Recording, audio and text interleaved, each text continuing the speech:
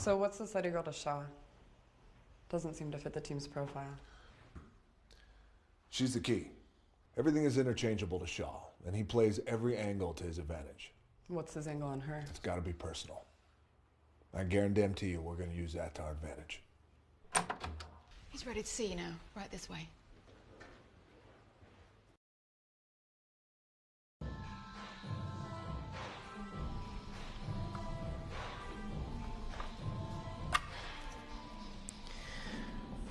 So what did you mean by settling down?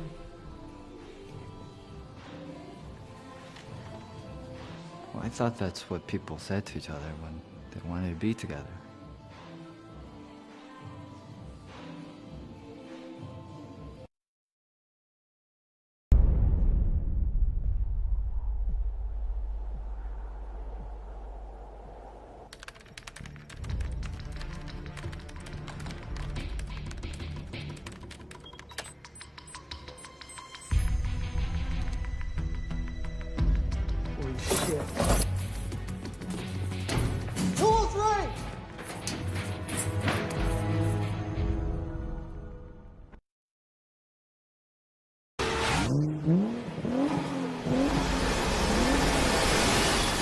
Hi, you're watching Take Control, a feature where myself and others will appear at specific times to offer insight and details about the making of the film. So strap yourself in and enjoy. We wanted to start more or less where we left off. You know, seeing Brian and Dom the way that we know them, and that is they're car guys. They just love to race. And it's a bit of a setup, and then you realize what's really going on. This isn't just a mindless race. But Dom has always represented Mopar. He's always been domestic. Brian's always been more of the import guy, specifically the Skyline. We featured the 34 in Fast 2, and in Fast 5, we saw Brian in the R35, and it just wouldn't have been right to not bring this car to the movie once again. This is the first Skyline that's actually been available here in North America. The Skyline's been an iconic car. I know the fans have always been really excited about it. To bring it back again, going neck and neck with the Challenger, which is just so representative of Dom with the Flex and the muscle car, we just had to do it. Señor O'Connor, por aquí rápido. It's okay. You're just in time.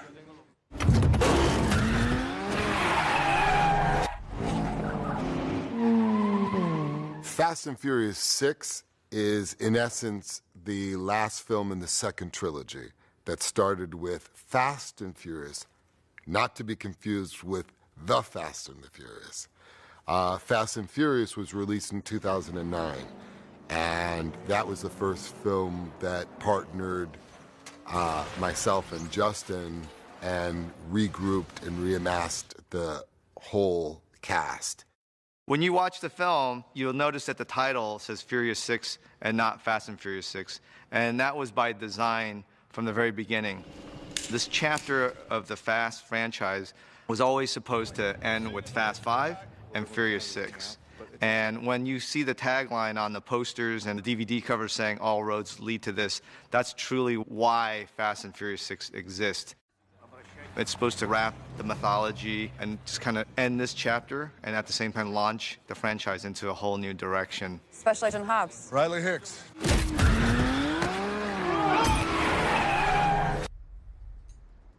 This is what 100 million buys? It wasn't that hard to find you, Toretto. I think anytime you have a scene with both Vin and Dwayne, you know it's something that is going to be memorable. Because I think with them, they both come with very iconic values. And it was important, I think, to set this film up where it's actually Hobbs that comes in to basically recruit Dom and his family. Essentially, Furious 6 is evolving not only the characters, but it's also taking this franchise into a new genre. And Hobbs is integral in coming in and bringing these characters and taking them to a new world. You see, he's going to come voluntarily. As a matter of fact, he's going to beg me. I very much like working with Dwayne Johnson. He plays Hobbs better than anyone could play Hobbs, and I think his Hobbs character is a real asset to the overall saga. A little anecdote, when Fast and Furious released in 2009 and broke records, the only person that called me from Hollywood was Dwayne Johnson to congratulate us on our success. Soon after that, someone on a social media site said to me that they would love to see Dwayne and I in a movie together. Initially, the role for Hobbs was envisioned for a Tommy Lee Jones type. And when Dwayne Johnson took control of that role, he made it his own and brought something unmistakably powerful that we've been able to explore as the films progress. I need your help, Dom. I need your team.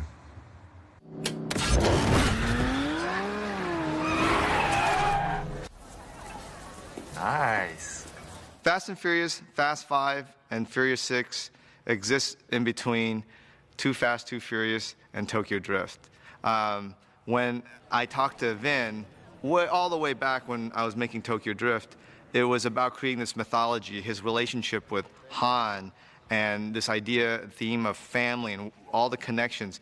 That was to basically, we were going to explore that in 4, 5, and 6. And it was all going to lead and tie up to, the first 3 films of the series. Dom?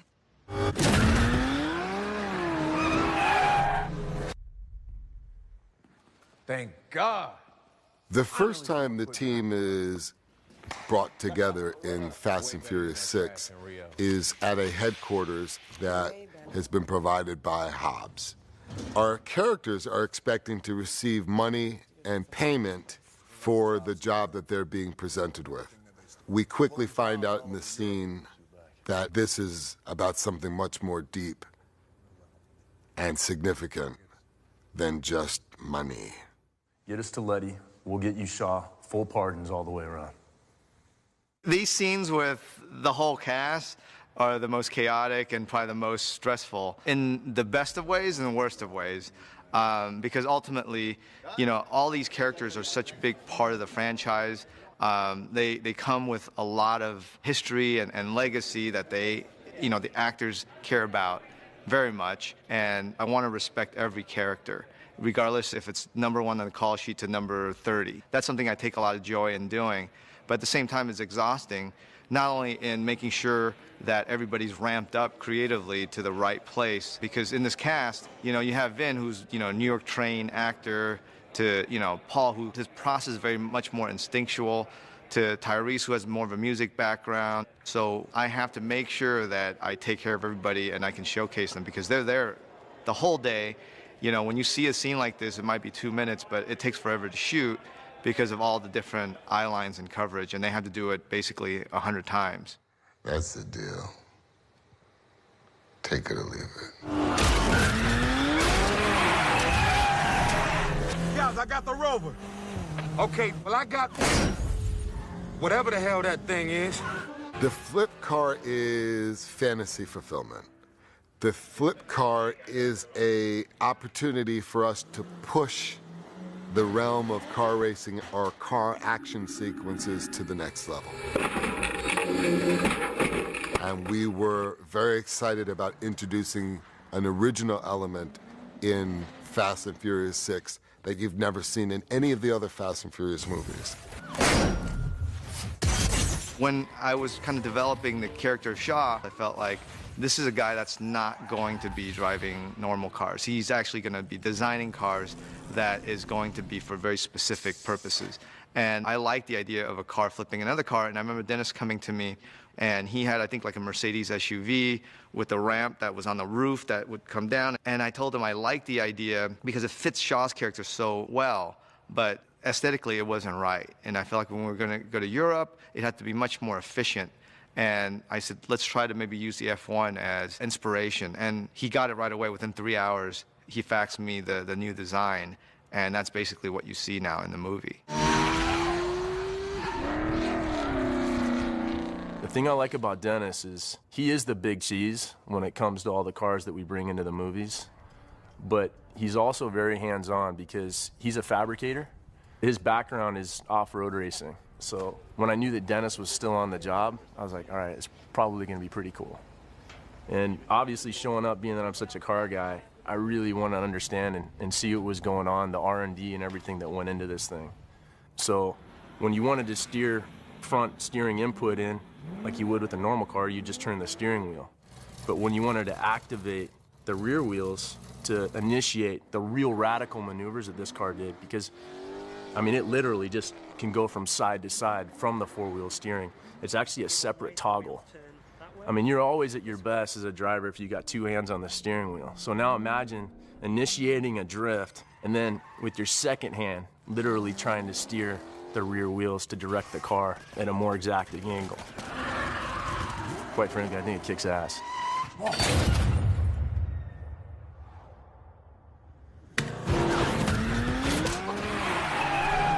The preparation for this Fast and Furious film was different than anything I've ever really tagged before. And I thought it was going to be cars, but instead, the training that I'm getting is for a massive fight sequence between Gina Carano, who's freaking amazing, by the way. She's so cool. She's a professional MMA fighter, for those who don't know. It was about a month and a half of strenuous workout sessions. I feel like both Michelle and Gina knew the importance of this, and the challenge I posed to them and also the crew is that let's not just make this a good fight. Let's make this the best fight in cinema history. Why not? You know, like, we have the opportunity. And so everyone took that to heart. So on the day when we were on location, which happens to be basically 5 floors below the ground and there was no elevator, the crew had to carry everything down. It wasn't a sound stage. I wanted it to be authentic. I wanted the actors to feel the location. And so once they got there, they were so pumped up. You know, I remember we would start rolling around 7 a.m. and around 10 a.m. I had to pull the actors back and say, you got to just pace yourself a little bit because we still have a full day of work. And I actually had to convince Gina Carano to try to be a little tougher on me because, you know, I think, you know, with all of her training, she was fearful that she might snap a bone by mistake or something. And the stunt doubles did, you know, amazing tumbles for the sequence.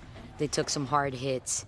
And me and Gina took some hard hits, just getting it done and trying to make the best show for you. So I hope you guys enjoy.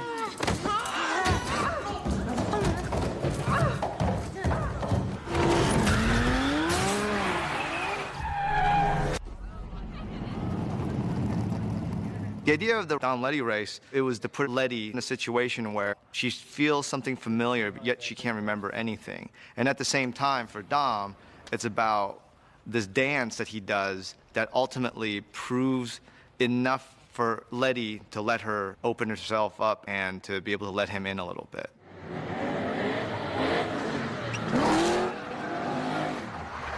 It's such an important sequence. I'm proud because we were able to shoot all that in 2 days.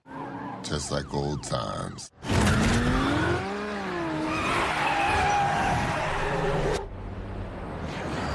It's gotten to the point now where what haven't we done? But Justin thought, hey, you know, let's really up it. And then going international, we opened the doors to the big boys. Well, the big boys come with bigger and badder toys than we've ever played with before. And so Justin thought, let's bring a damn tank.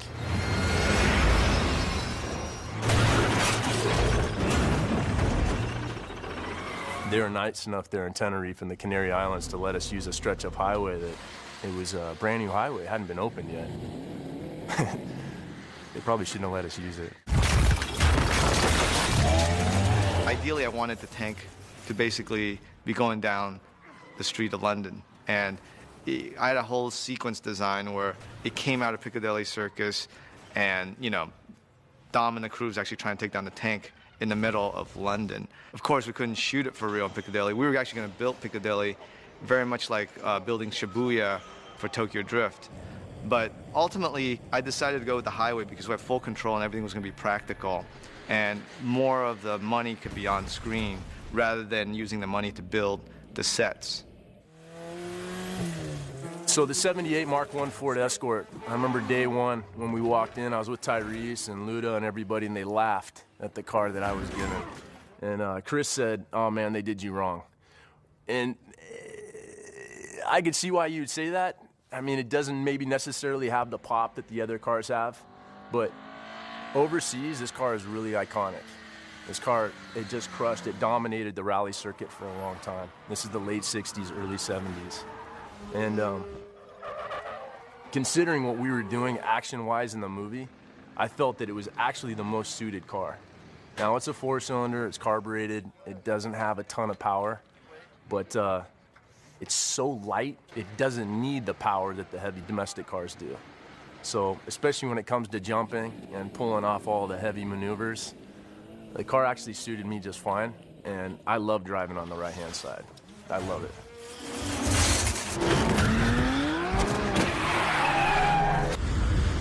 Now we got a big-ass plane to deal with. That ain't a plane, that's a planet. I always love doing everything practically because there's something that is magical, and visceral. And to have a real Antonov is basically impossible. So I felt like it was important to basically build parts of the plane. And that's funny because at the end of the day, if you really look at everything that we built the wheels, the base of Antonov, we had a fuselage set, we had a pilot set, we actually had wing sets. If you put it all together, we basically built an Antonov.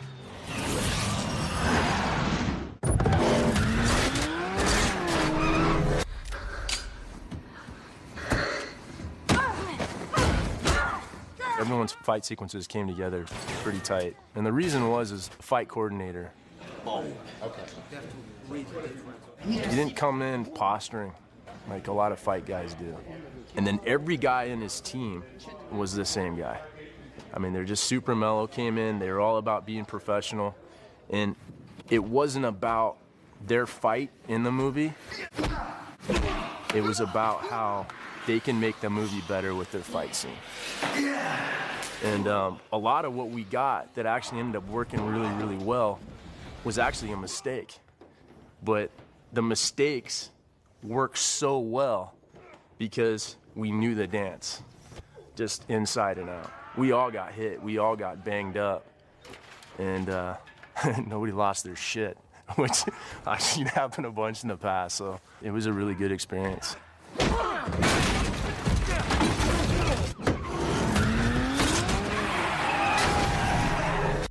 We building the car? First car better be a Charger, Jack. Now, you're looking at a situation where these guys who were running on the wrong side of the tracks are all of a sudden given pardons. And they're allowed to come back home to the United States and live as law-abiding citizens of the United States of America. And when thinking about that and the responsibility that that holds, and then thinking about the lifestyle, something doesn't match. So I would find it really interesting to see, where this goes. Would a Letty character want to stick around if she's not living the fast life? Would any of the characters want to stick around if they're not living the fast life? And I think that that's an interesting question. Thank you. Good luck. The first Fast and Furious was released in 2001. That was a film we shot in 1999, the last year of the last millennium. And there was a very important scene there where my character tells another character to pray. Scenes like that set us apart from what people's expectations were about an action movie. Our movie was backed with real heart. To be able to return to that set, that exact location that I was filming in 1999 and 2012 was surreal.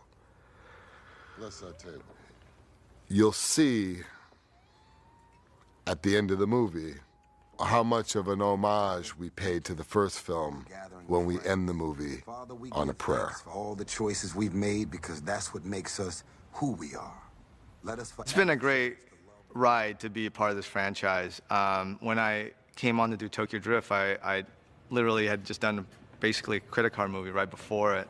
And to be able to be handed over the reins to the franchise and to try to do something to evolve it, I feel lucky to have Universal as a partner. But at the same time, to be able to make 4 movies, I give a lot of credit to the audience, to the fans, because sequels don't just happen. They are earned. As I'm kind of ending this chapter, I feel great because I feel like the franchise is in the best position it's ever been, you know, and I remember calling Jason Statham and asking him to come in and do the tag, and I feel good about that because, you know, not only is it in the best shape, I feel like I'm handing it off, and I'm kind of excited to see how the next chapter is going to be told. Dominic Toretto, you don't know me. You're about to.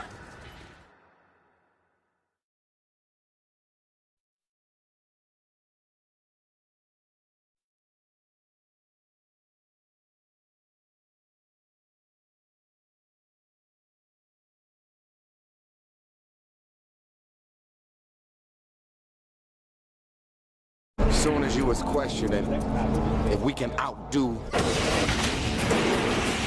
and top Fast 5, I welcome y'all to the set, Fast 6.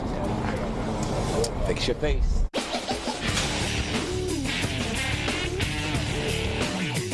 So when I did Fast 5, I thought that would probably be one of the biggest films that I would do in my career. To make it all connect and to be here now at the 6th one, it's a trip. It's a whole different level. With each success, you're left with this feeling, can we take this any bigger? Damn. Fast 5 got a lot of people excited, but this is even bigger. More wild, more fast, more furious. Damn. The cynical view is that, oh, you guys are successful, made a lot of money, so of course you're going to make another one. And I wanted to make sure that we didn't come back for that reason, because I wanted to make sure that we're going to go on another journey, that it was going to push it and take it to the next level. We have been promising going to Europe for quite some time. This is London, baby. There was actually a debate on whether we would go to Europe in 5 instead of Rio. But because we were planning for the trilogy, we knew that we could go to Europe in the 6th one. And that's exactly what we did. Welcome to London. Yeah, I love it. It's beautiful, man. I was going to bring my bathing suit. Yes. We've always had difficulties because of the ambition of the films. And London, it's one of the biggest cities in the world, and it's not known to really facilitate big action sequences, closing down streets. So it's really the scale of not only the action, but shooting through the Olympics, shooting through the Queen Jubilee. There was plenty of times we were very, very nervous along the way, like, how are we going to actually accomplish this? We had to have 2 of our heroes racing through the streets. There's obviously hundreds and hundreds of people that we couldn't get rid of, and all we could do was back them away from the sidewalk 5 feet, because we had these cars at high speeds racing. There was no room for error, and it wasn't easy. We had to really go in there, you know, respect where we were at, and I'd convince them why it was valuable for us to be able to go into these locations and really get to explore it practically. But you get into the higher-ups in the city saying, we need these for this reason, and they go, you're going to do what in our town with a tank?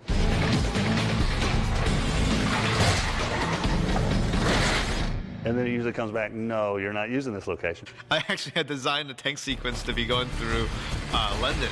I mean, we were going to build a city block of London in a back lot.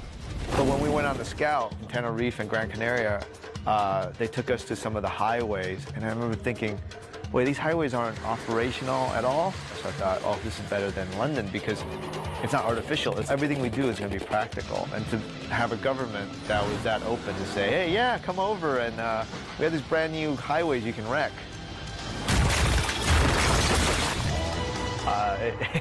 It made all the difference.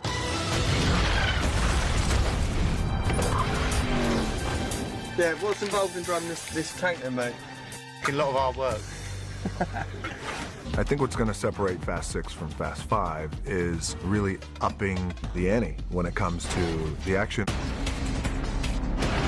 Fast 6, Justin wanted to go big on everything, every level. When people wanted to try to back it down, Justin would just push it forward. I just felt like on this one, we go big or we go home. Looking back, Fast 5 serves as a great launching pad for the action sequences that come in Fast 6. I think Justin did an outstanding job of building off of the platform that he laid there. The one thing that I've learned about the crew that I work with is that nothing is impossible. I find Justin incredible in the fact that he has to design things in his head that we don't even think about. And we can have the car come in. Yeah. But he's also able to think in minute detail about the narrative and the characters. That's what separates him from other action directors. He cares about the story as much as he cares about the action. Last one was great, flowed out, but I'm just saying let's take a little bit more time. Got it. In this one, Justin really was like, you know what? I want to give everyone an opportunity to do some cool stuff. In Fast 4 and Fast 5, I didn't get to do much action, and I always told Justin, listen, I want to be a badass. I want to do it all. And when we had the conversation before this one, he was like, okay, Gal, you're going to have a lot of action in this one, so get ready.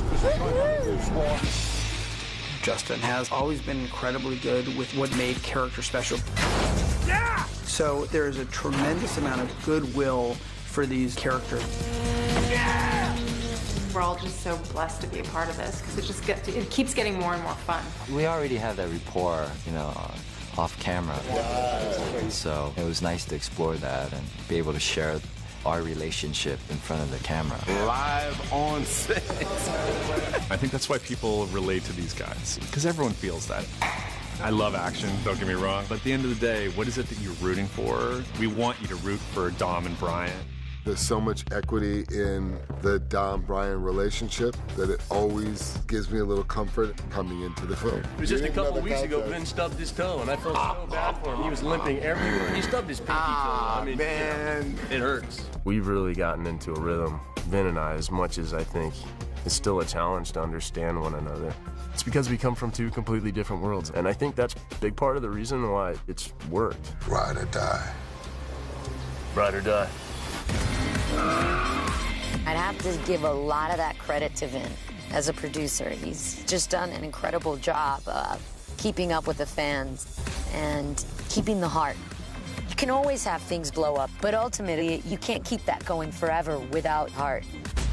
Can't turn your back on family, even when they do. The overriding theme for this franchise has always been about family. When it really comes down to it, it is the people around you, and it is the place that you call home. And that's really where we're trying to get with these three films, and it all comes together in this one. There's times where it's really not a scene anymore. Vin coming up and, I'm playing Uncle Dom. What's up, Uncle Dom? We do that in our real life. Yeah, he's also a Toretto. So it's funny, just as it's grown, we've grown with it. So to be in the Toretto house at the end, that's something that was very fulfilling our final day. Action. All right, y'all, let's eat. Does any of this feel familiar? No. But it feels like home. I remember seeing the first Fast and Furious. I was just in film school. And that house, what that meant to those characters. Come on. First bite. He's got grace. And now, 12 years later, to be able to earn our way back there, that really is the anchor for these characters. We can go around the world and do all these crazy stunts and scope and everything, but ultimately, it's to service the journey home. Official. You're all free. I feel like Fast and Furious has been such a big part of my career, my life, to be able to find an organic way to close out this chapter. It was very emotional for me on many levels. I was standing, by the barn, I remember, and in the midst of all the crew and the cast, I was just by myself in that moment, just kind of taking it in, and how my first time there was actually from the other side of the screen, and now standing there and saying, okay, this is it, and I've done everything that I've wanted to do, and to be able to walk away, having it be my decision, that to me felt complete. It felt right. Ladies and gentlemen, that is a picture wrap on Jordana and Tyrese and Sung and Chris and Michelle, and last but not least, Vin Diesel.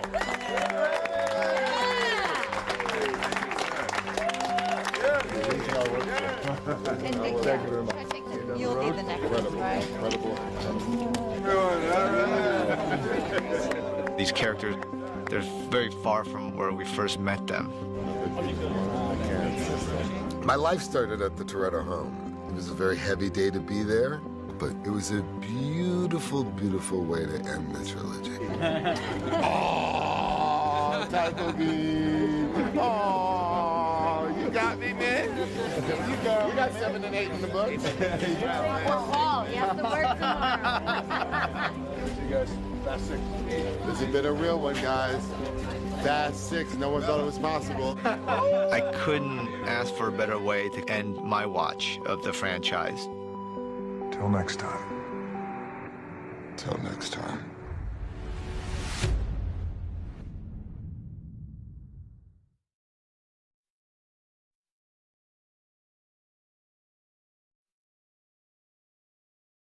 The crew we're after, they hit like thunder and disappear like smoke. You go in alone, you won't ever touch them. I need your help, Dom. I need your team. All right, Hobbs. You got the best crew in the world right here in front of you.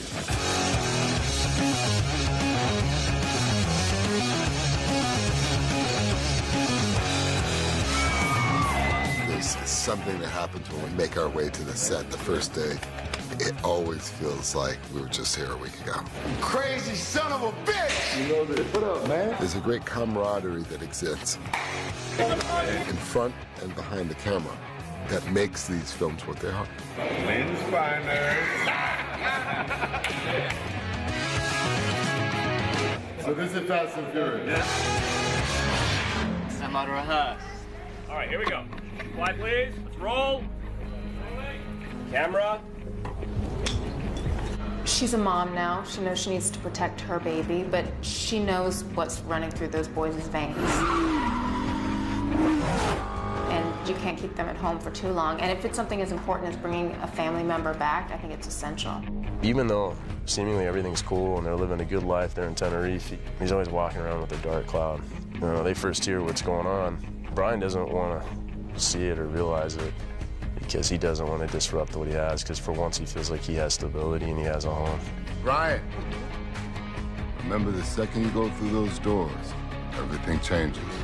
And to go and disturb that is just, don't mess with my life. Action! Now that we have a lot of family members back, I wanted to play with the idea of trust. It wasn't that hard to find you, Toretto. And so when we first see Hobbs on Dom's patio, he has a mission that he feels nobody else in the world can do. But you get the sense in the beginning of the movie that something's not right. You must miss home. And I don't know if it's Dom's connection to Letty that makes him feel a little uneasy at the top of the movie. The fact that Hobbs has to go to Dom is not only the last resort, but it's the best resort. And what got me excited to bring Hobbs back this time was the element of Dom and Hobbs actually working together. This should be interesting. At the end of Fast 5, Hobbs says to Dom on that bridge, Toretto, I'll see you soon. So when he shows up at the beginning of Fast 6, the audience have to be prepared for anything.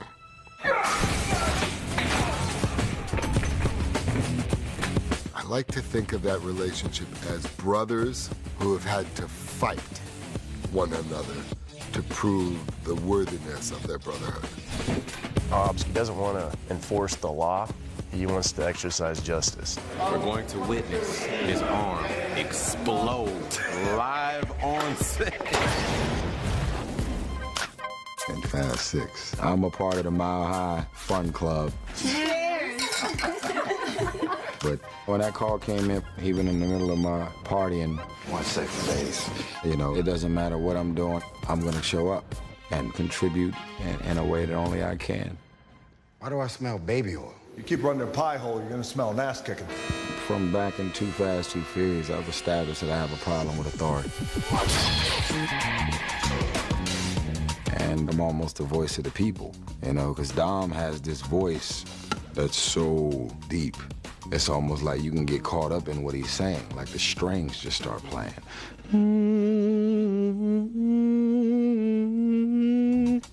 And then I come in like, look, man, you can have a deep voice all you want. I'm not having it. So now we work for the Hawk? Things changed. We're getting paid, right? We first end up with Tej in Costa Rica. He's around the Spanish women. He's still buying exotic and very expensive cars. God damn. That's serious business right there, man. And he's on the beach. He's having fun. Hello? But Tej understands that if Dom calls, he's always going to make sure that he does what he needs to do. Thank God. Finally some equipment I can work with. Of course, he's still the tech guy, but, you know, I started to get a little bit of action.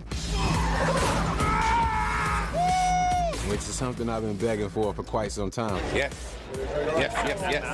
I've been working out hard the entire time we've been on set. You know, I would go to Vin's trailer to work out in his gym. You looking good, man. Thanks for your gym, my brother. Better make sure you get her a big rock, man, because she don't look like she'll be that easily impressed. And if it's not a big rock, it better be big somewhere else. You know what I'm talking about? That's why all your girlfriends wear so much bling, huh? Han is the guy that everybody wants to have a beer with. But when the older brother calls for help, Dom, we're on the first plane or the train to go join the family. Let's go. Giselle trusts Dom to make the call, and now is when he really needs them. So she'll do anything for him. In this one, she fights guys, she plays with a weapon.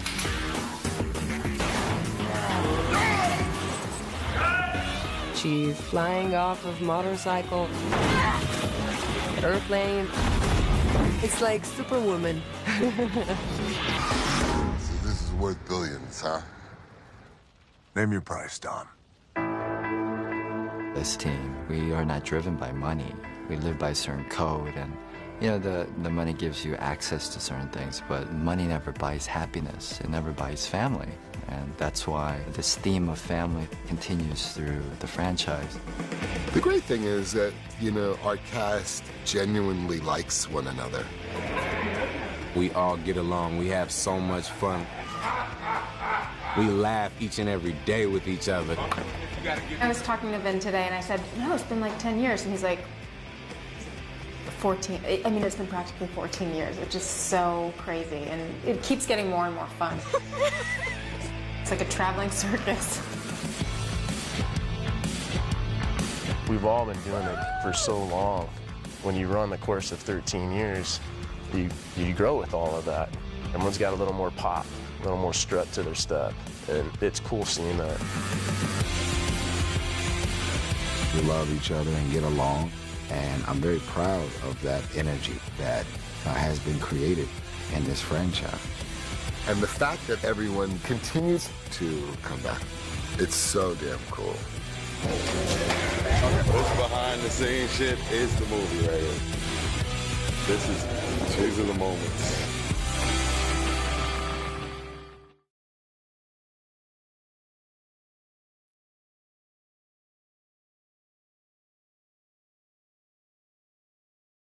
This was taken a week ago. It's impossible.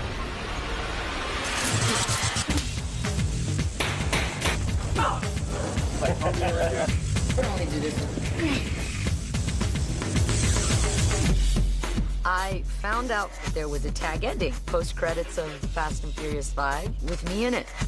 You need to look at that. And I was like, oh, that's interesting that my best friend Vin wouldn't call me and tell me.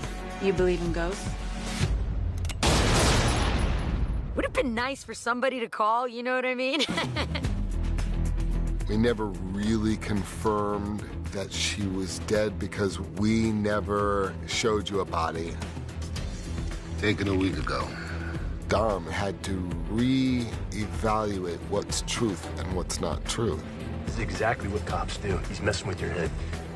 Your past is not necessarily your past. Definitely thought it was you. She looked at me, bro.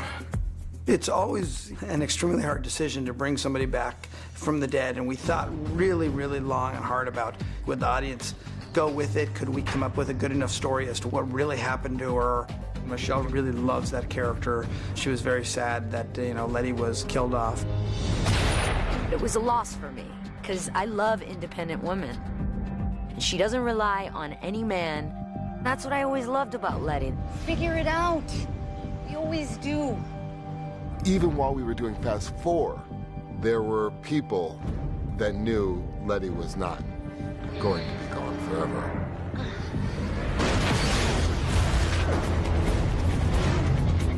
Instead of shooting her in the head, I shot the car, and my assumption is that she's dead, but she made it out alive, so this is how Letty lives to see another day. She's got 9 lives, Letty. So you met Mr. T? I'll knock you over. We'll kill you. And bring you back to life again 2 movies later. I know that this is something that Vin and a lot of his fans have been campaigning for over 4 years. I'm here for you. So I felt loved. You want an adrenaline rush? It'll be too large. Right here, right now. What's it gonna be? I kind of busted my butt to make the original Letty character have integrity, you know? And you fight for little things like not being your typical Latina girl or being true to the street credibility of something. And it actually pays off with fan nods, you know? You gonna give the rest of us the same speech when we go out? Can I take that one more time? Michelle takes a lot of pride in being Letty. I had many nights talking to Michelle about how we could bring this to screen. Okay. This is the guy I shot. You look happy. I don't remember him. That's bullshit.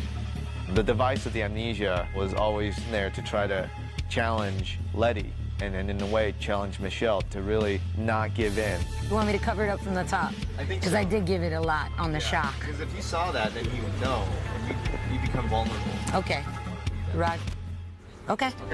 At first, you know, through the script work, it was tough because a lot of times you would lose the integrity of a character with the memories.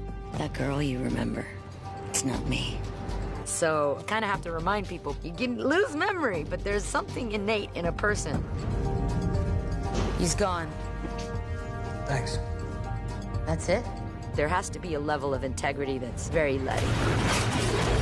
What the hell is wrong with you? This isn't part of the plan. She understands what her level is. Like, I will not go that far to survive. Sure, you don't have to do this. That pretty much set the tone for Letty throughout the film. I may not remember anything, but I know one thing about myself. Nobody makes me do anything I don't want to.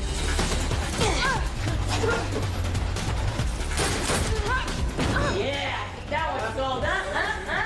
I gotta say, I love Letty. Bitch. I'm glad she's back, you know? Wrong team, bitch.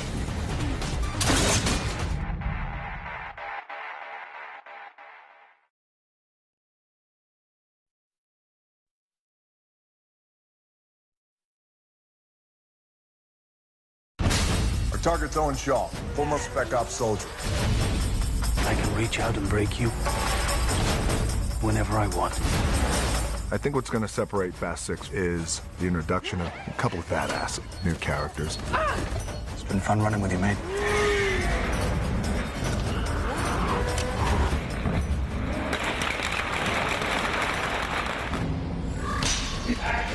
If Ivor is dead, he made a mistake.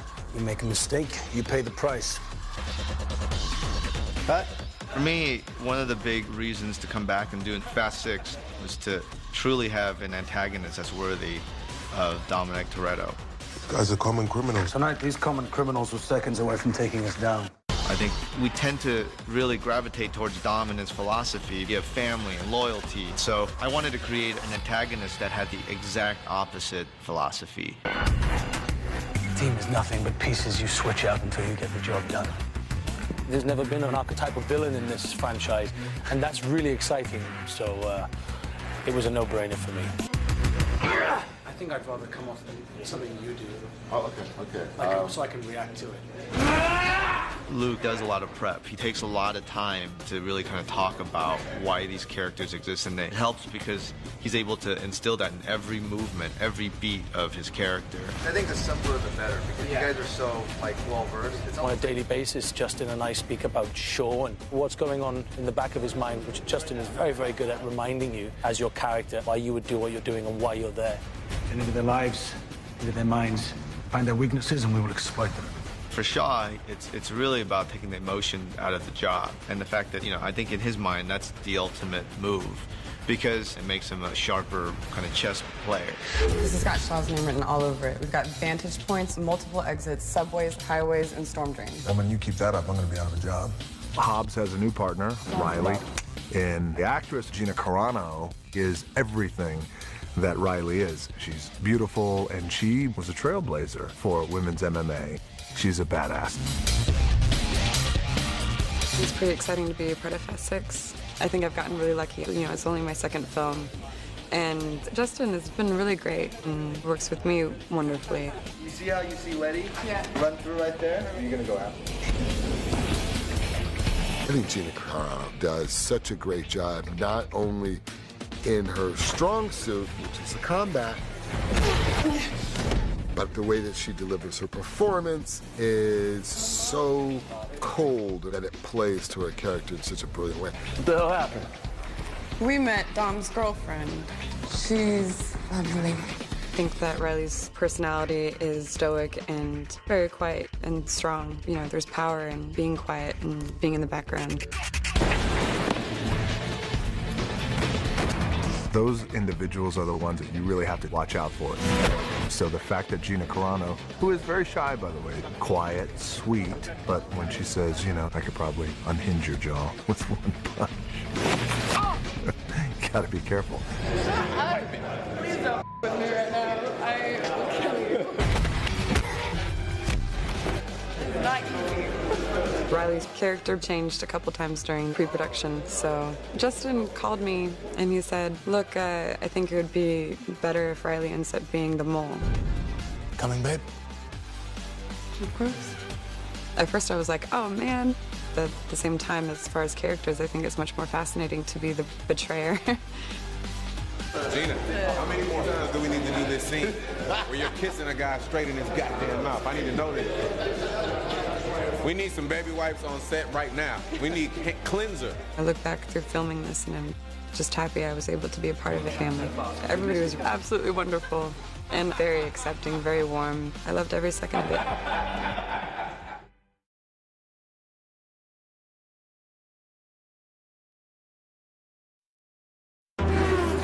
On it. The first real true action sequence in this one is the team versus team.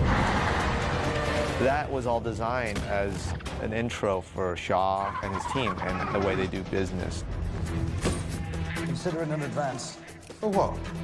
Next job, of course. Sure. He's always one step ahead of them in the film. Police scanner saying alarms are going off at Interpol headquarters. And I think it frustrates the whole team as to why he always gets away.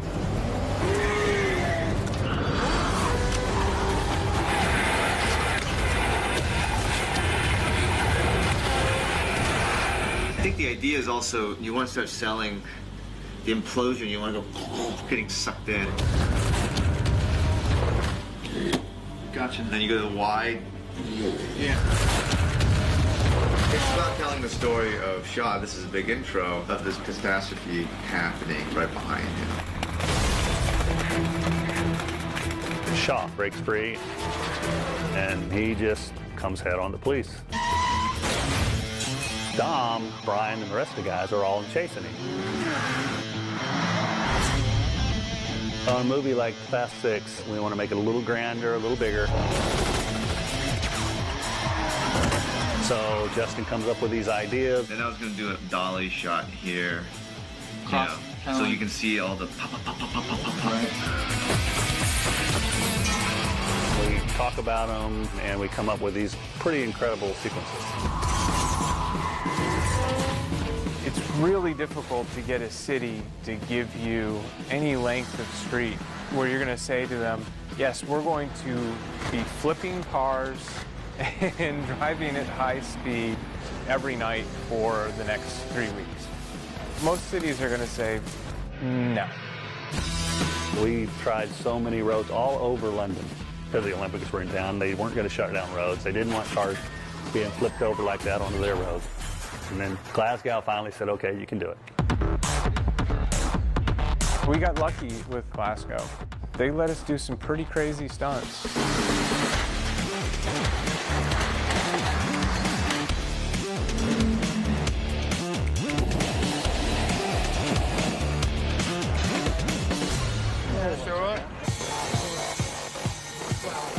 This is one of the bigger gags for the sequence we're doing tonight. It's where you first introduce Shaw. The two cars go head on and he flips the cop car. This is the big super cannon that's firing the police car, and it hits at about 45 feet and starts rolling. It's not just another car rolling like you usually see. The reason I like this special effects shotgun thing we're using is that it actually shoots the car out accurately in one straight line, and it gets it to roll many times so the cars have time to either veer around it or hit it. And because we're able to control this roll, we're able to put cameras in a better position to tell the story. The door's like right here, so it's right in your face when the car comes through. Spiro likes to cover it from as many angles as possible. So sometimes they would have 12 cameras covering a stunt. I just seem to remember where all the cameras are. We also had the Omnicopter, and the guys that go over the top of buildings and swoop down into the cars, and some really cool shots. The primary challenges in a visual effects sense is that it's Glasgow, it's not London. So strategically taking those buildings and replacing them with computer-generated versions of buildings from London. Justin, he's always happy to use visual effects, but if it's a car stunt, we'll do it full scale with a real car. Everything in that sequence pretty much was practical. The vehicles, what they did was practical. We're always doing real stuff. Sometimes you have to do it for real. It looks a million times better. I've seen it with guys every once in a while, and they're a little squeamish about this or doing that. I'm like, bro, sorry, you got the wrong job, man. We're making an action movie here. Maybe you should think twice before you sign on to doing one of these. You know, I flew all the way across the country, and he tells me he's going to get a close-up of my knuckles, and then I got 5 days off. Justin Lin, ladies and gentlemen. But have you seen his knuckles? Have you seen his knuckles? Got those little holes to showcase the knuckles. Yes, so there's no other black guy in London that can give you the complexion of these knuckles. They auditioned several knuckles. It didn't work out. To really have the challenges of the actors wanting to do it.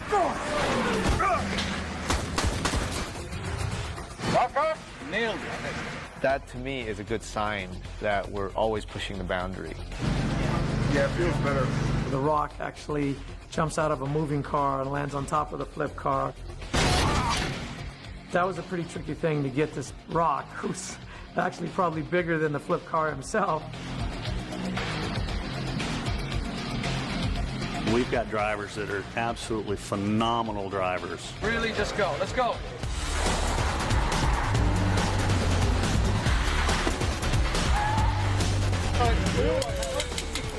This will be Han Giselle, supermodel. Yeah. You have to trust the guy that's beside you, in front of you, and behind you. So by working together cohesively as a group, everybody really bonds like a family.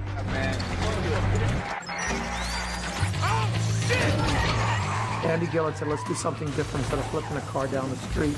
So I talked about maybe going to a building, and I went to Justin, told Justin, and so he liked the idea, but then of course it was a big budget thing because it was never in the script, and he fought for it, and it barely made it in. Let's go in there with him. Yeah, you're right here. As he looks. The thing I've learned about doing Fast and Furious franchise, never limit yourself. You shoot for the moon, literally, and only good stuff will come out of it. We did the first take, which he didn't get in, but we got a good lead up to it. When you cannon a car, you can't really be perfect on it, precise. You get the best drivers, you get the great effects guys, and they put you in a situation to be close, but there's a lot of variables. And then the second take, he went through, and it got ended up being perfect. Okay, let's do it. 3, 2, 1, action!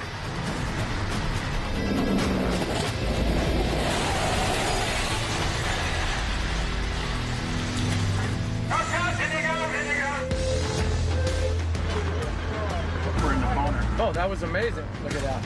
Yeah. Driving the cars, it's just a ball.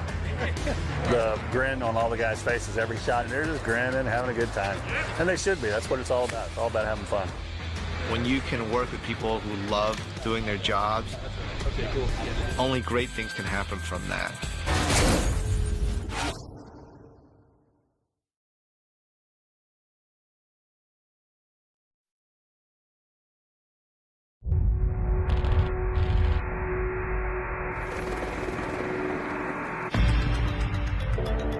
Going into Fast 6, they had this idea of, whoa, what if we put these guys up against a tank?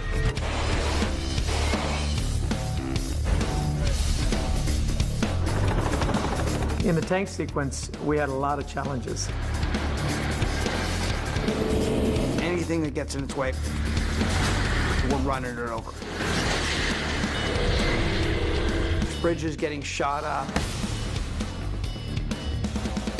We're gonna do it practical. When you do it for real, is when it looks the best. All right, guys, listen up. We have a center divider that's 100 feet long. It took about 2.5 seconds from when it hit the wall on this side till it exit on this side. You're gonna be crossing over to see the tank go through. Boom, boom, boom.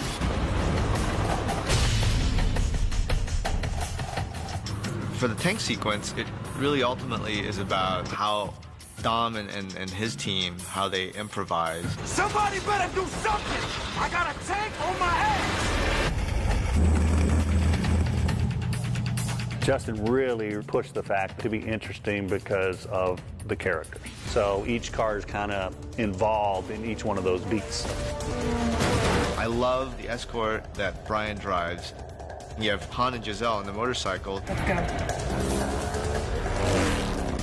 And of course, for Shaw. Shaw, you don't have to do this. Hey, tank.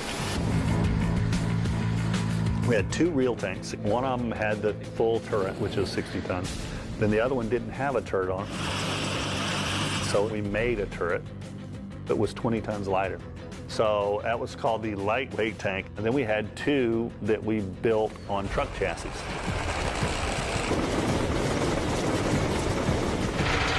Just with a little bit of revving, so you know I'm going to have to start shouting now. But we ended up using the real tank 90% of the time. There's no substitute for it. Just the feel of it rolling down the street. Roman sequence, that was a hairy stunt for the guy jumping across. 6 feet behind him, there's a tank that's going to suck that car under. We had an overhead wire rig on our stunt double. Once you land, you try to look, that way so we don't see your face. But we had to give him enough room that he could jump to Brian's car. So we get it all up to speed. 3, 2, 1, now. He jumped it, sucked under that car in a heartbeat. There's nothing left. Nothing left. Yeah. And then the tank gets smart and actually shoots down an overpass, which blocks everybody. We had lightweight materials, Oasis cork, lightweight plaster.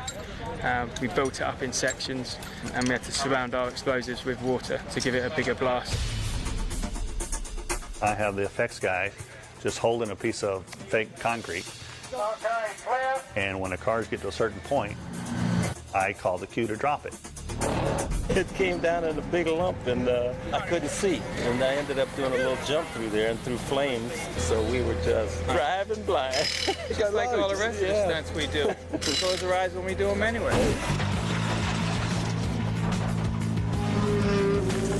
Screw it. Jump that Brian did to save Roman, we had our own challenges and limits because the road was only so wide and he had to land at a certain angle or he'd crash on the side of the dividers. I'm a little nervous to be further out when it gets to that wall on the other side.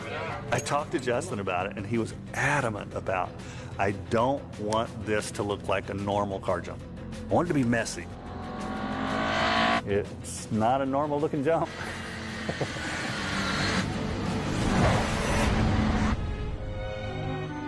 He is up there. Hit nice and skipped, and just went over his roof the first time. Overjumped it a little bit. Got in another car, did it again, absolutely beautiful. It kind of come up, scooped out, hit, and away it went. Nailed it there, yeah? Yeah, it was a good one. Spiro asked me to come up with something that we could make a dolly track extremely quickly. Basically, it's powered by a 50-pound piece of bungee. It's a really cool shot.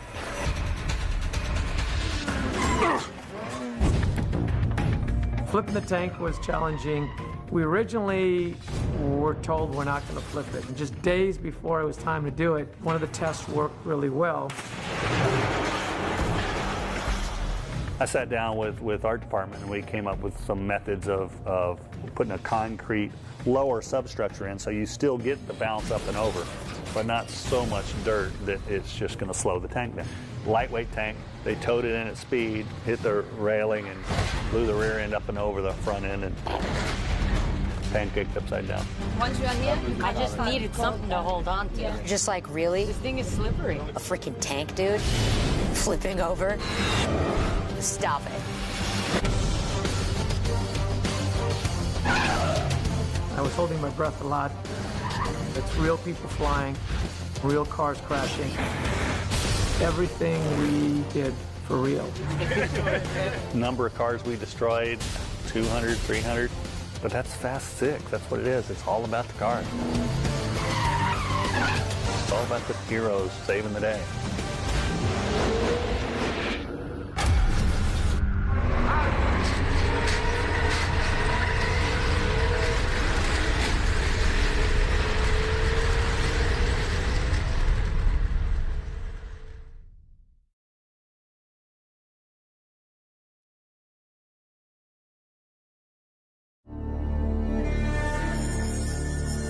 Here we are in Bentwater Air Force Base. We're about 2.5 hours outside of London filming a sequence for Fast and Furious 6. It's called our Antonov sequence. And it's getting dark and we'll be filming all night for the next 3 weeks. The great thing about Fast 6 is that the scope has gotten bigger. That's how crazy we are. Ride or die. Ride or die. The Antonov sequence, I'd never done anything close to that scale. It was the ultimate challenge. Basically designed 7 action sequences that's happening all at once. The finale of this movie is something that we had talked about having in the 2 previous films, but we didn't know how to actually make it happen. So when we started to talk about 6, we pulled out the previs and we started working with that to see how we could actually make it fit into this film. We're supposed to be on a runway with this Antonov, which is a massive airplane with a wingspan bigger than a football field. And a lot of obstacles with cars being lifted off the ground and people fighting on them. And Justin's very, very picky on things looking real. You need to start looking over, or else I don't buy it. I felt it was important to have something practical to always play with. So we basically built our own Antonov.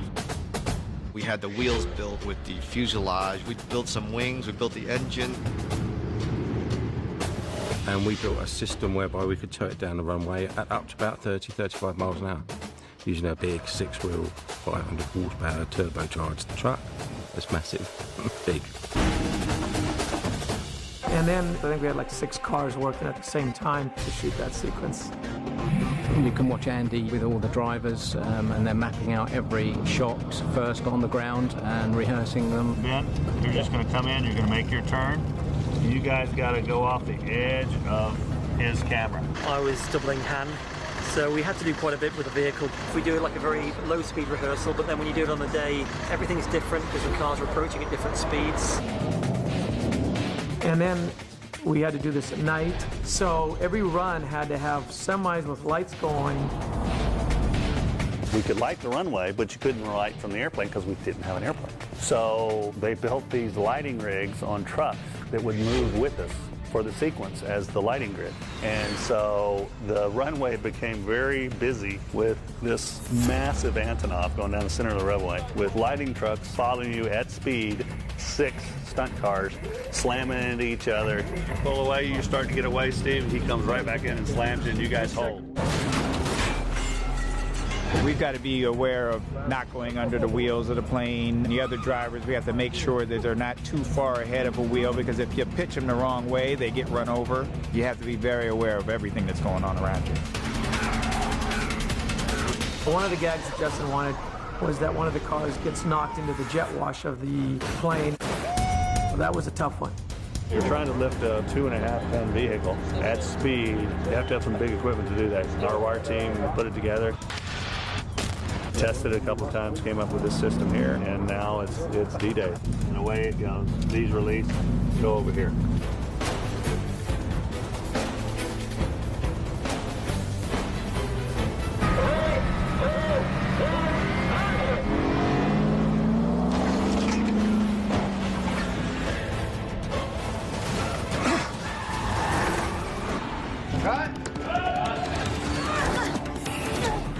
And it's not just the designing for cars, but there's, stunts.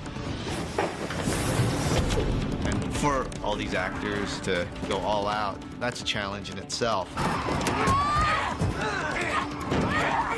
I had a harness on. They put cables all around me, everywhere, and I was hanging off on the car. It was very cool, very different from what I expected. And then we had these motion bases where we could take a vehicle and put our actors in it, and then either through hand controls or through pre-programmed digital computer controls, we could move the car and shake it and put them at crazy angles and give it the right sort of dynamics so that our actors in the car were reacting to real-world physics. When we did the plane crashing, that was pretty tricky. We had to get 12 cameras set up, and they all had to be at the right spot, and it was a huge deal. Justin wanted to know what it would take to build a rig that we could drag down a runway as fast as possible on fire at full scale. And in an incredibly short period of time, they built this amazing steel rig that was then rigged with all kinds of propane jets and kerosene pots to create these incredible explosions.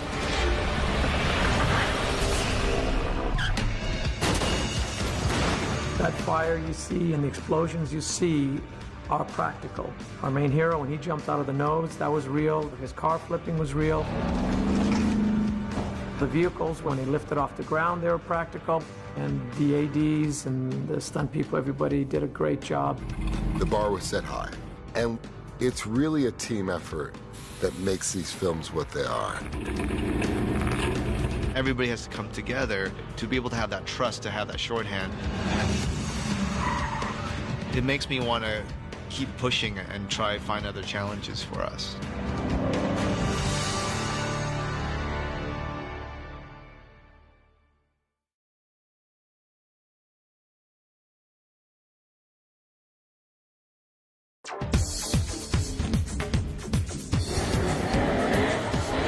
It's important for us as a saga whose roots lie in illegal streetcar racing to keep that essence alive. That's why I got into this business. I thought it would be so cool to do these things that, if you did it in real life, it'd be against the law. But the purpose of that Piccadilly race really leads up to kind of the heart of the movie. And for the scene between Dom and Letty to work, he had to earn that time with her. So that race was everything. Is that how they do it in London? We do like to imagine and create the tuner bills. But my favorite part about that tuner bill is where it leads. Let's do it. Your funeral. Dom and Letty racing around Piccadilly Circus.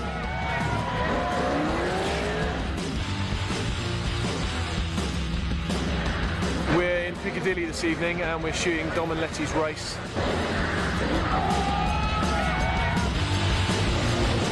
So you want to make sure you get me out here before the car, so I meet him here. We planned it for several days ahead of time. We were there weeks before, even months before.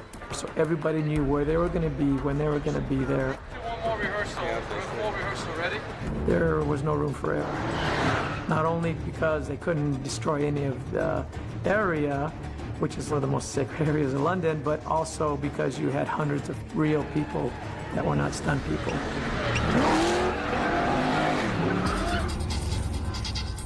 I was always trying to find the right time to bring out the Daytona. And so, you know, when Fast 6 came, I felt like, oh my God, the ultimate symbol of American muscle cars, Daytona, running through the streets of London. This has to be it. I thought it was going to be hard to get this to perform the way we wanted to just because it's such a long car. 70s technology, completely opposite. Really performed well. Ben Collins drifted it around corners super fast, and Mark Higgins drove a Jensen Interceptor. With all the vehicles in this franchise, it's very important for me that it's an extension of the character. And especially Letty, who cannot remember anything, what car would she build? It has to be the Jensen. Now she's in the UK, she's lost her memories, so that's the car that she would be drawn to. If she was looking around for cars and she heard the sound of a big black Dodge, whether she knew why she was driving it or not, it would be what she was attracted to.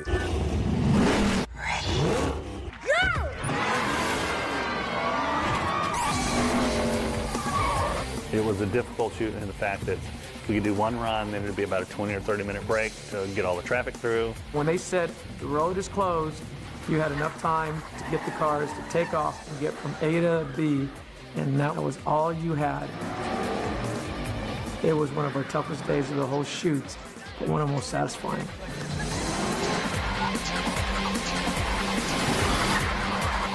Just like old times.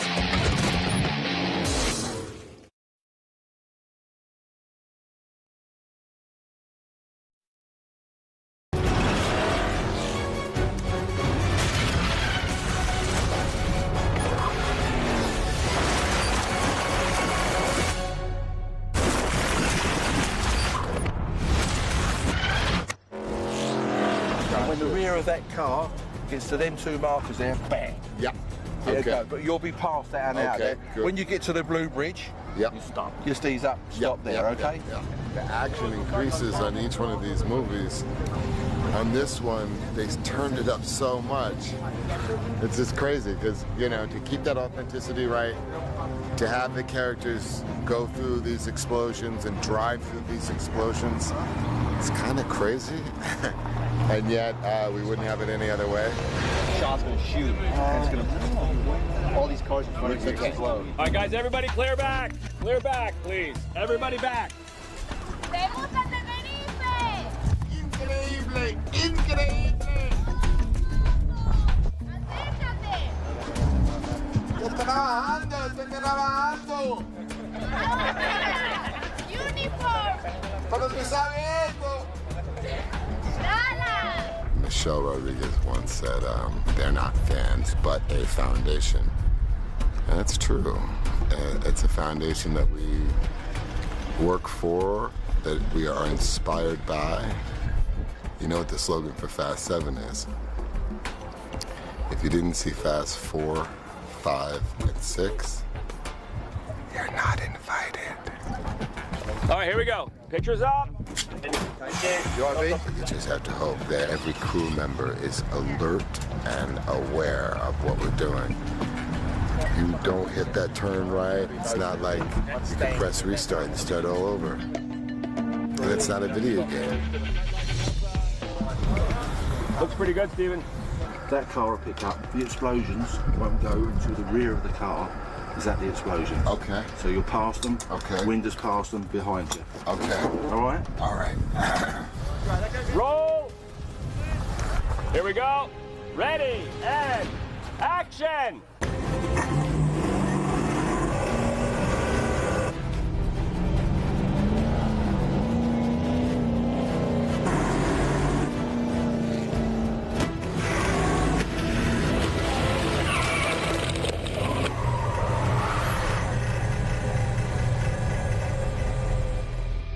I'm just adding some more smoke because I don't think there was enough smoke. All good, Greg. All good. Awesome. All right, mate. Awesome. Fantastic. All right, that was really good. We made it. We made it. We did it. We did it. We're alive. We are alive. And you know what that means if we're alive? Fast 7. Fast 8. Here it goes.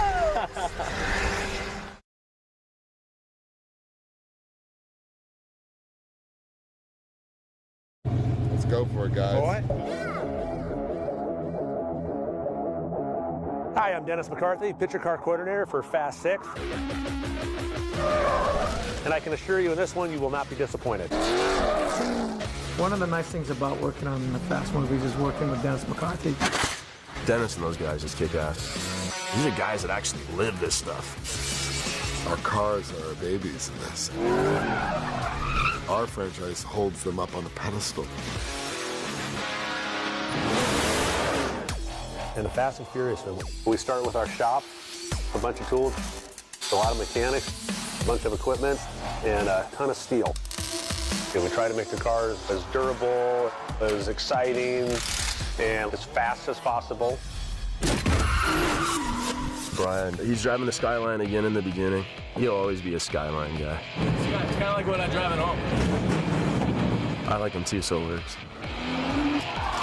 The driving's extraordinary. There's not a lot of room for error.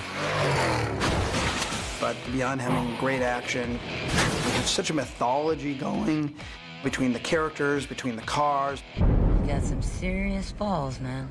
I've been told. Ledise Jensen was a great find. I remember talking to Dennis and saying, is there something that's kind of European, but at its core, it's American? Ready?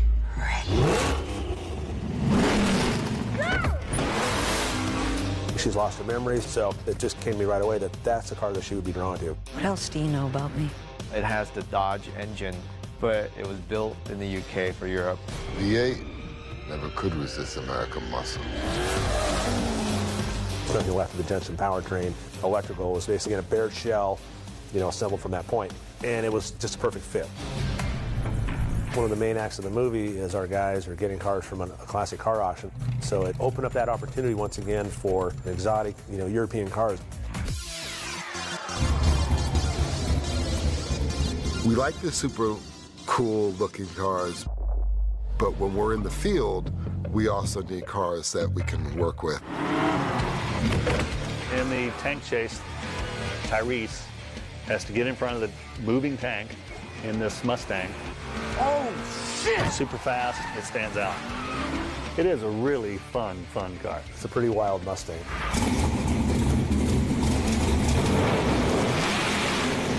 Yes! Yes! Yes! Giddy up, boy! We never did use the actual $700,000 hero car for those stunts. We kept that car safe. It's one of those cars that's just tweaked in all the right places. Car's wider, just a stance in it. I mean, I'd say in the world, the Mustang's just got to be in the top 3. In the Antonov sequence, we had the Dodge Charger. There's times we had to have wet down. We had explosions. And then we pick the rear ends up, tie them together. Yeah, that's a great shot. And we tore this thing up. But you couldn't hurt it. The Charger just keeps on rolling.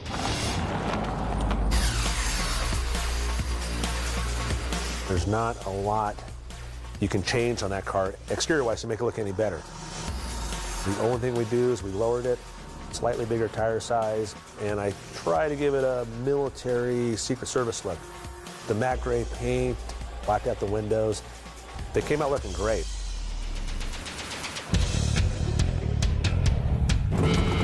The Dodge Daytona is a car that I've been trying to get into these movies for a while. It's just one of those cars that's just so over the top. Okay, and stop. It's a 1970 Dodge Daytona, which was a basic car that Chrysler built for NASCAR. 1969, it came out mid-season. 1970, it was a championship winner. After that, they outlawed the car. That's too fast. There's something very similar to Dom and his past. We all know that he never made it to the pro racing. And they banned me from the tracks for life. And in a sick way, in the same way that Dom was banned from the racetrack, so was this Daytona.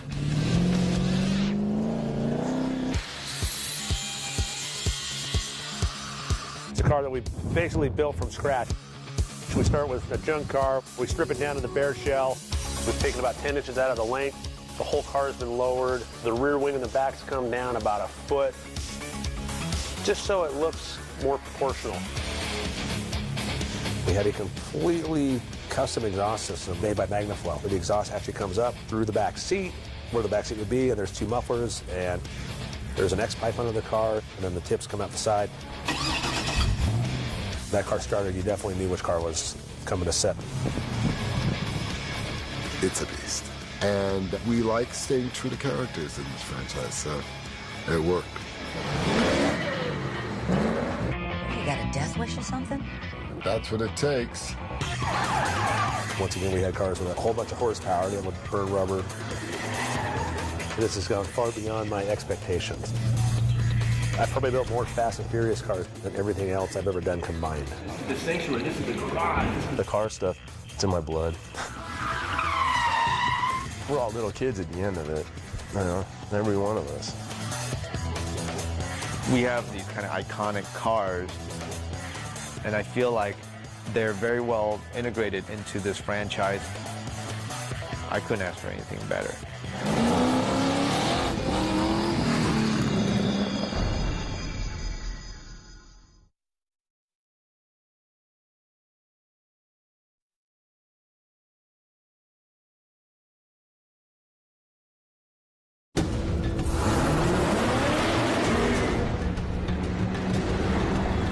One of the most exciting things for me was the idea of the flip car.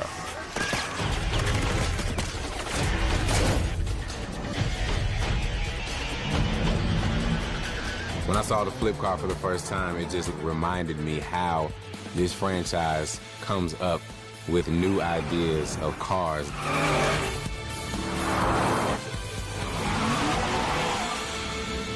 And it blows my mind. Justin called me early on. I said, I want something that's, going to run head-on into vehicles and launch them into the air. It's a great idea. It came really from the design of who Shaw is. Good news is, you swap out a bad part, everything runs smooth as silk again. He is someone that will go right into the middle of a storm and demolish everything in its way. We needed something that even our heroes couldn't stop right away. And so when you saw this thing, it was like, what the heck, this thing can't hurt me. And next thing you know, this thing's flipping 5 police cars in a matter of 15 seconds. When I first heard about the flip car, I always had this thing in my mind, like, what is it really going to do? How are we really going to do this? And then Dennis McCarthy went out and built an incredible car. So this is what we refer to as our ramp car. This car is probably the most labor-intensive car that we have. It's basically built from scratch. Pretty much anywhere you look at this car, it's definitely unique. What we've done on this one was put rear steering on it. So now it has front steering and rear steering, all controlled by the pilot. And when you turn the rear steer, they can what we call crab sideways. Instead of like a normal car that turns, we can crab. The 4-wheel steering is unbelievable. The way they did it was just something else. I mean, structurally, that thing is so sound. Dennis and those guys just kick ass. And it's sort of roughly based on a Formula One car, so it's very low to the ground. It has a very sort of wedge shape, huge tires, 8 exhausts, the noisiest thing I've ever heard in my life. The noise that it makes is like having a T-Rex open his mouth right behind you. That's what it sounds like. Justin had a very clear vision of his stunts, which required a lot of test time, which was great for us because we spent 4 or 5 racetrack days with all those ramp cars. I was just doing practice out here, see how fast we can do 180s by using both front and rear. You can get out of control really easy with the rear steering and not being able to get it back to center. So it takes a driver with precise skills to drive it smoothly. Hi, I'm Mark, and I'm the driver of this car. Quite a beast to drive. I've been asked a few times to compare the vehicle to anything I've driven before, and a great little toy. There is nothing like it. Really, she's quite a beast. When you have a machine like that and you sit in it and you have to do a scene in it, the job's almost done. So what? The next job, of course. And it worked. it does everything it said on the tin. I mean, it's extraordinary. I mean, there's no faking going on here. I remember sitting down with Andy and Spiro, and they're like, it's going to be great, but you actually can't flip the cars. It's too hard. And I said, well, let's just try it. And then, you know, Spiro, he's always up for a challenge. So we thought, okay, let's just do it for the lead-ups, and then we'll go and put a pipe ramp and make it look like the car's doing it and fake it. Well, we were surprised because this flip car really flipped the police cars higher than the pipe ramp actually did when we did it static. So the footage in the movie is actually from the flip car going head-on with the other police cars. And I remember, I think 3 in the morning, getting a call from Spiro, and he's like, it worked, you know, and nobody expected it to work. And we really had the guy driving the flip car. They really went head-on, and I can only imagine how it must have looked for this guy in his little tiny car heading head-on towards the car that was like 3 times the size.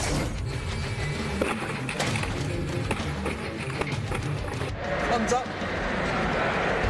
I heard it looked good. I had my eyes shut. When Justin saw the results of what we were able to do, he called me up and goes, I want you to add more police cars, flip more police cars, crash more police cars. That was pretty fun. That was part of the joy of coming up with an idea and seeing it being executed perfectly, even beyond our expectation. And that's a testament to, you know, the whole team. I love the flip car. I love the idea of it. I think that's what keeps people on their seats and keeps them in suspense, is always wondering what kind of car they're going to have next. And we always surprise them.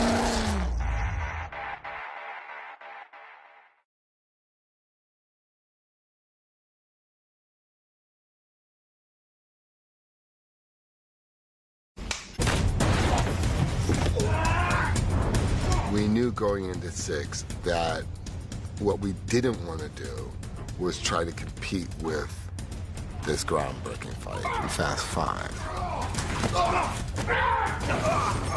I know we'll never duplicate that, but I felt like we could actually top ourselves in a way that other characters can have their moments. And through that, you see a lot of different fights.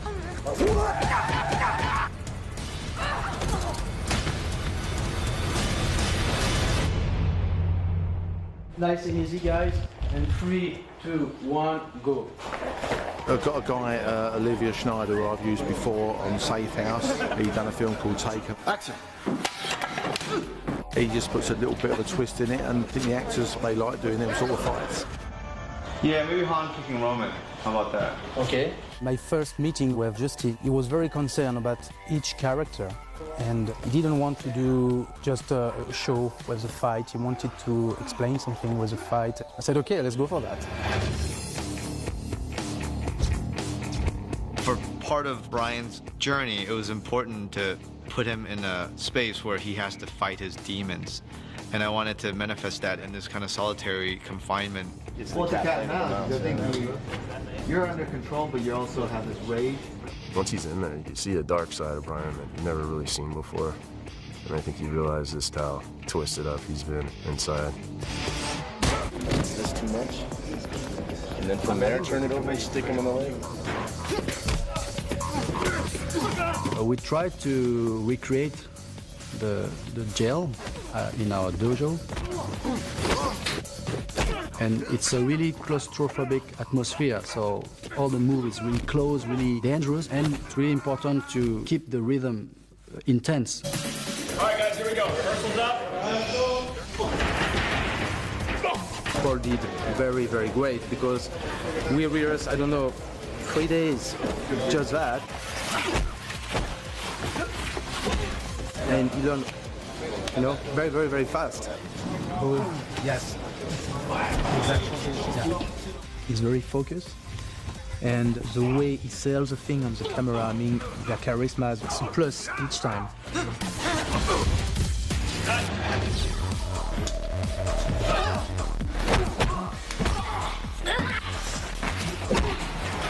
When we decided to bring Gina Carano into this franchise, it was a mandate to basically create the most memorable female fight in the history of cinema.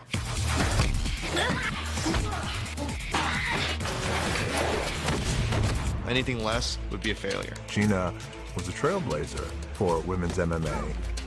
Because she has so much experience as an athlete, we were able to incorporate all of that and really, really take our time to design a really intense fight sequence.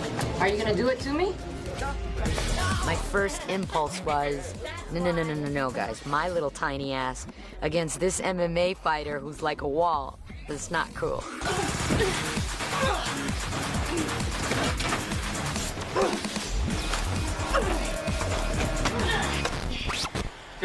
But we wanted to make it as real as possible. So the idea was creating a dynamic where I'm all about survival, and she's all about technique. On that one, huh? Pusher. Boom. Exaggerate a little bit, it's wide. I did different types of fight training before this movie. And the stunt coordinator knew my background and my career, and he wanted to give a different look. And then my will is all fight or flight. And I'll do anything. I'll bite, I'll scratch, I'll kick, whatever it takes. Oh, sorry, did I hit you for real? No, you're fine. You have two women who just inherently are born to get down. That fight is a hell of a fight. 3, 2, 1, action!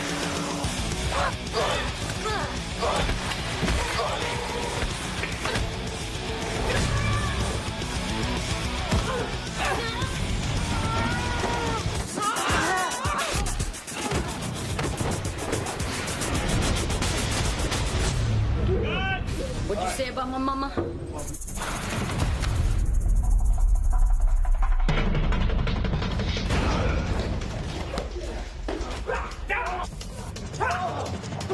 Rehearsing the fight, we call that a jaw fight. Supposed to happen in Waterloo Station.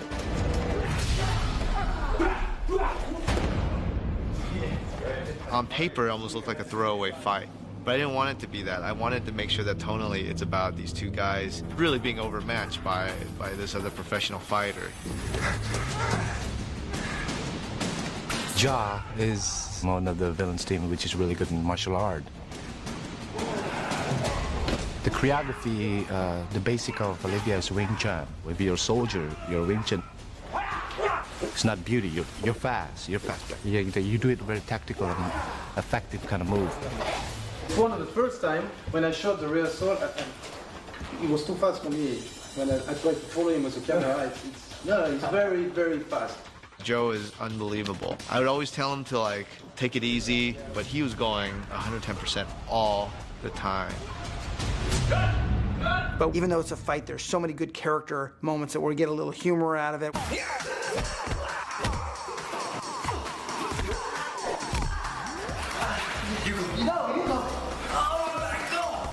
Tyrese and Song, when they first saw it, they're like, wait, we're just gonna get demolished by this one guy? I didn't use the doubles on that. They wanted to do it. I hope so. It's exceptional to have an actor to do that amount of work because so much value for the film. Roman is a tough fighter, and Han is really great with the reaction. It's not just delivering the punch, it's the taking of it, and you've got to sell it. And he's done that really well. I think it's a bruise, bro. I just want to make sure you're all right. You want a Band-Aid? Let's move.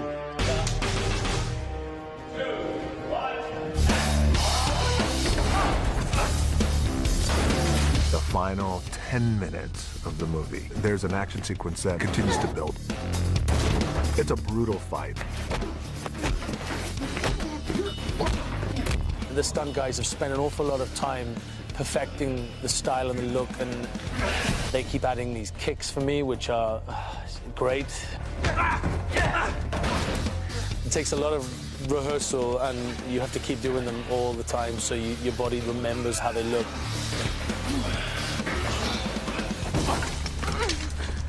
But you can't just fight Shock, so we have to introduce somebody else, so it's 2-on-2.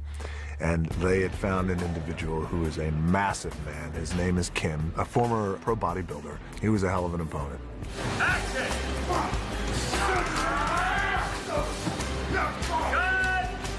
they bring in Kim, and it's like, God, it's gonna be hard to beat that one. Good luck. But when you have someone like Dwayne Johnson, it's very easy to work with him, and he has his own ideas about what he'd like to do as well. Vin is really precise on what he wants and knows exactly where he wants to bring his character, where he wants to bring the actions. I should probably get my foot to this side before I take the hit. Yeah. And if you don't like a move, you can change. But if it feels good with the choreography, we are sure the fight would be good. Each move he did, you know, it's an explosion.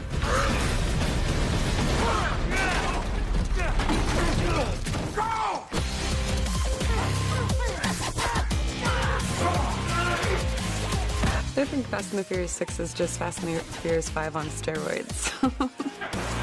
I really think that Justin took it to the next level of excitement. I enjoyed working with Olivier and his stunt team. We all went at it, and once again, good guys win. All these actors to be thrown into 14 fights. It was very difficult. But I think everybody wanted to come with their A game. And that's all I can ask for. Medic!